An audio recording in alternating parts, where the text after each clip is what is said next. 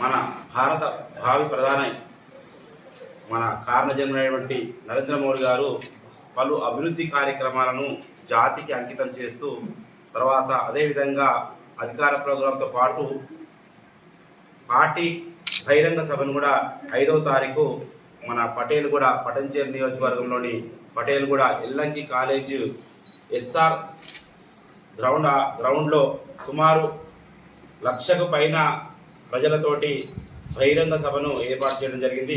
ఆ బహిరంగ సభకు ప్రజలందరూ కూడా స్వచ్ఛందంగా మెదక్ పార్లమెంట్ నియోజకవర్గం నుంచి, ఖైరాబాద్ పార్లమెంట్ నియోజకవర్గం నుంచి, అదేవిధంగా ఉమ్మడి మెదక్ జిల్లా, ఉమ్మడి నిజామాబాద్ జిల్లా నుంచి కూడా భారీ సంఖ్యలో వచ్చి బహిరంగ సభను విజయవంతం చేయాల్సిందిగా కోరుతూ, మనకు భారతదేశంలో ఇప్పటిదాకా ఏ ప్రధానమంత్రి చేయనటువంటి డెవలప్మెంటు మన ప్రధానమంత్రి 70 సంవత్సరంలో చేయనటువంటి అభివృద్ధిని గత 10 సంవత్సరాల్లో అభివృద్ధి చేసిండు.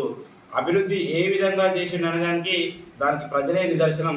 వాళ్ళు దైనందిన కార్యక్రమంలో డైలీ వాళ్ళు ఒక ప్లేస్ నుంచి ఇంకో ప్లేస్కు పోవడానికి గత 10 సంవత్సరాలకు ముందు ఒక 4 గంటలు పట్టే సమయాన్ని ఈరోజు తను 2 గంటల సమయంలో తన గమ్యస్థానం చేర్చుకునే విధంగా చేసిన ఘనత మన ప్రధానమంత్రి గారికి ఉంది. ఏ విధంగా అంటే ఎగ్జాంపుల్, మన సంగారెడ్డి నుంచి నాందేడ్ హైవేల నారాయణఖేడ్కు రోజు గంటకు బస్సు హైదరాబాద్కు వచ్చేది. సుమారు 5 నుంచి 6 గంటల సమయం పట్టేది. వాళ్ళు నారాయణఖేడ్ నుంచి హైదరాబాద్లో కార్యక్రమాలు చేసుకోవాలన్నా, వ్యాపారాలు చేసుకోవాలన్నా చాలా ఇబ్బంది ఉండేది. ఇప్పుడు గంటన్నరలో హైదరాబాద్ వెళ్ళి వాళ్ళ యొక్క బిజినెస్ చేసుకొని వెళ్తారంటే దేశం ఏ విధంగా రోడ్డు మార్గాలు, రైలు మార్గాలు అభివృద్ధి చెందితే ఏ విధంగా మన అట్టడుగు స్థాయిలో ఉన్నటువంటి అభివృద్ధి చెందుతున్న దేశాల నుంచి అభివృద్ధి చెందిన దేశంగా ఏ విధంగా అవతరించబడిందో నరేంద్ర మోడీ గారు తన 10 సంవత్సరాల పరిపాలన చూపించారు.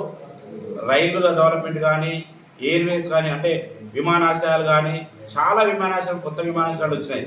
చాలా రైల్వే స్టేషన్లు కొత్త ఆధునీకరించారు. మొన్న లాస్ట్ మంతే మనము అన్ని రైల్వే స్టేషన్ ఆధునీకరణ గురించి చర్చించుకోవడం జరిగింది. అందులో మన జిల్లాలో ఈదుల నాగులపల్లిలో మన రైల్వే స్టేషన్ టెర్మినల్ కూడా అభివృద్ధి చెందడం జరుగుతుంది.